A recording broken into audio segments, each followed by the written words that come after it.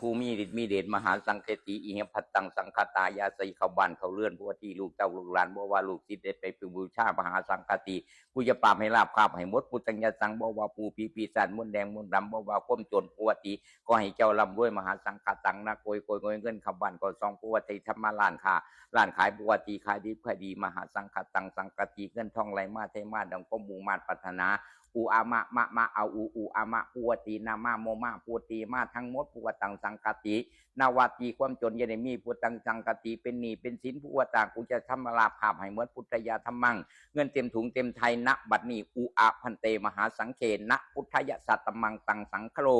นะโมพุทธายะนาชาลิติอิหิปตังยสังคตินาชาลิติมหาสังคติชาลิตินะพุทธยะนะจนสมหวังนะเงินนะทองตรงไรมากองบ้านเจ้า